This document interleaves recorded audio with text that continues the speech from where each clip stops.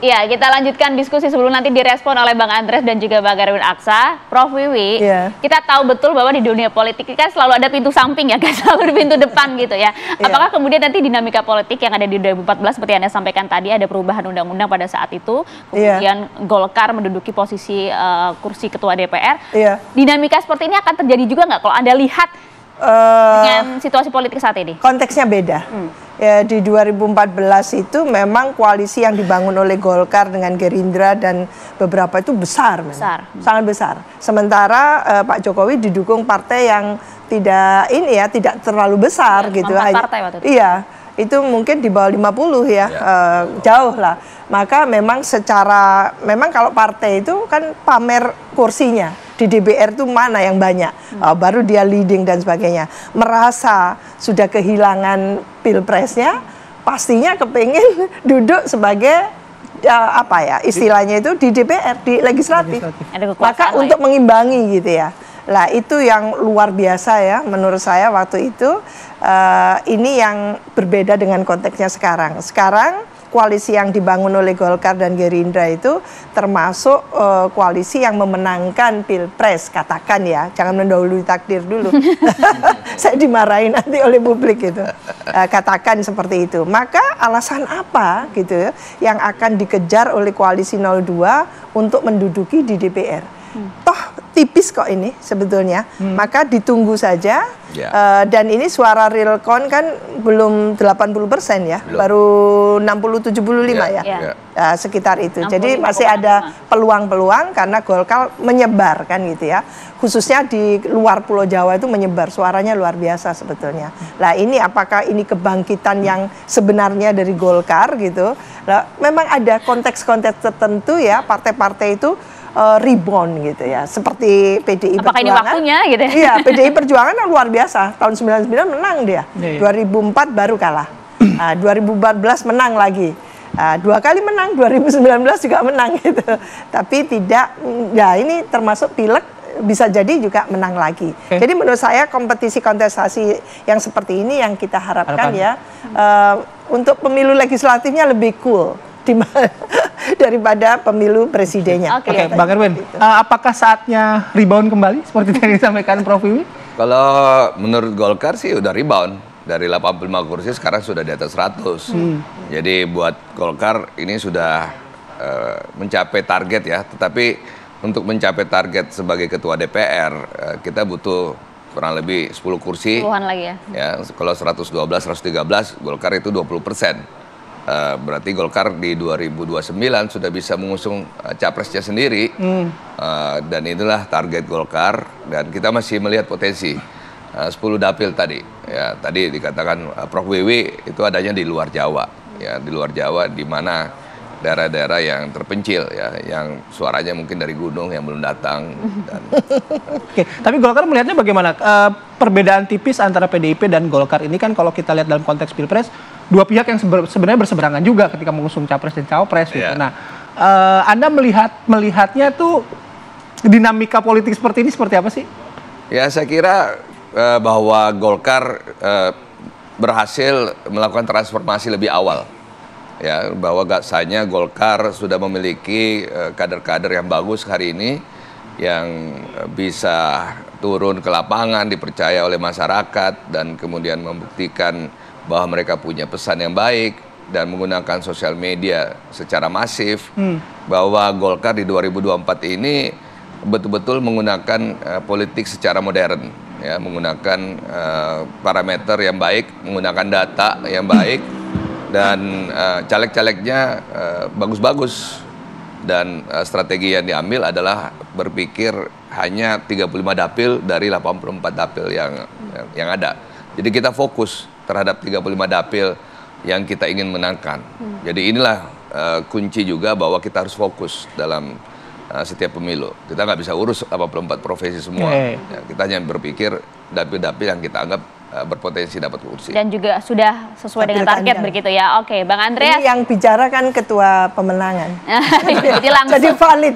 Konkret, datanya valid gitu ya. Oke, Bang Andreas.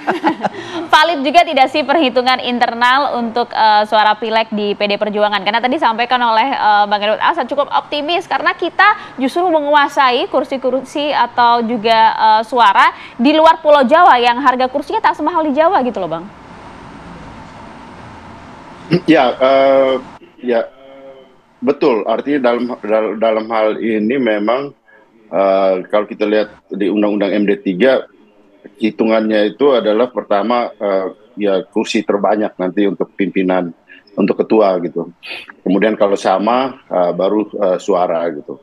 Sehingga memang terutama di saat-saat terakhir betul seperti yang disampaikan oleh Bung Erwin tadi. Ya sekarang orang melihat itu, mengintip di dapil masing-masing gitu, mengintip sambil melihat kemungkinan peluang-peluang untuk ya meraih kursi dari ya kursi ketiga, kursi keempat, kursi terakhir gitu. Dan di situ memang benar selisihnya, seringkali selisihnya itu sedikit gitu. Ya oleh karena itu memang banyak juga ya kita lihat di lapangan tuh operasi sana, operasi sini. Saya di kampung jadi kita bisa tahu gitu gimana pergerakan operasi-operasi khusus gitu untuk menambah, mengurangi, menggerus dan yang lain-lain gitu. Itu ya udah dari pemilu ke pemilu. Nah yang harus kita jaga, yang tiap partai pasti mengawal, di samping mengawal suaranya juga harus menjaga jangan sampai terjadi operasi-operasi yang menambahkan ke sana, mengurangi ke sini, menggerus sana.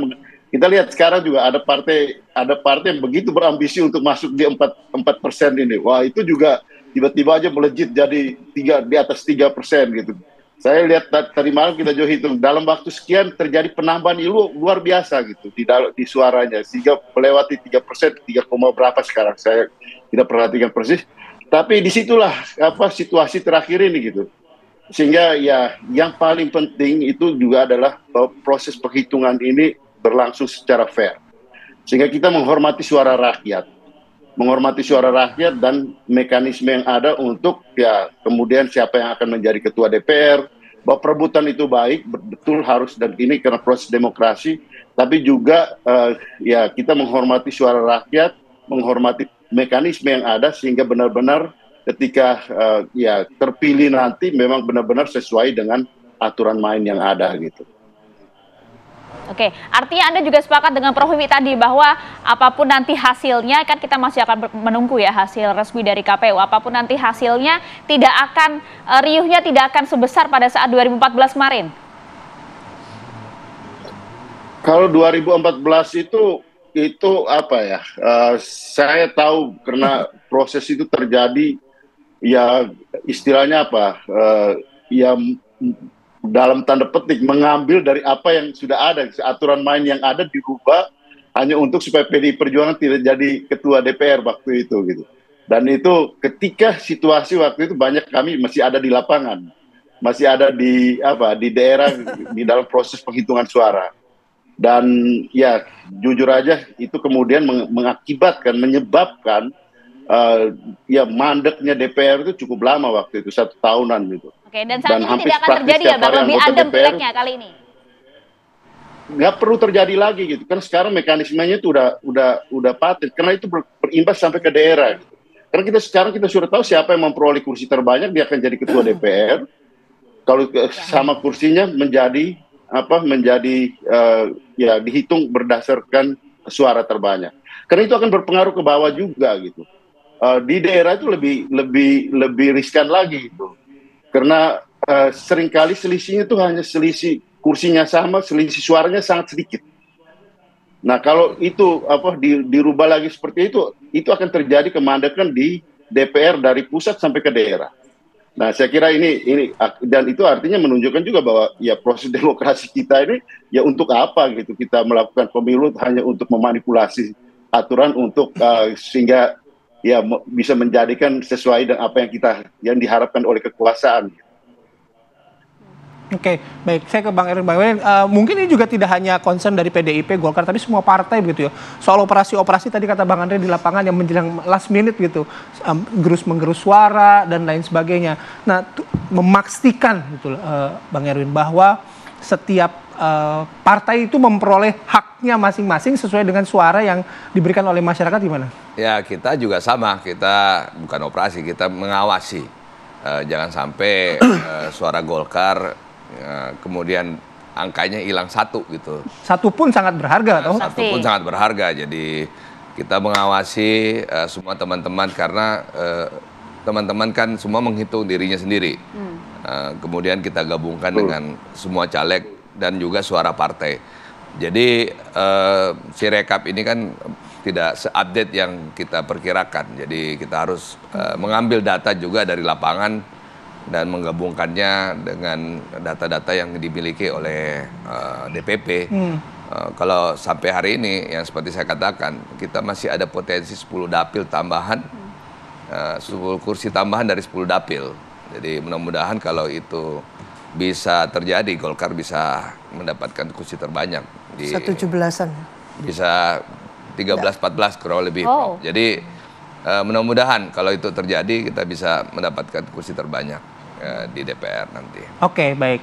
Habis ini saya mau nanya ke Prof Wiwi, kalau misalnya PDIP dapat kursi terbanyak, apa yang akan terjadi? Kalau Golkar mendapatkan kursi yang paling banyak, apa yang akan terjadi nanti di parlemen? Sesaat lagi ya, kami akan kembali.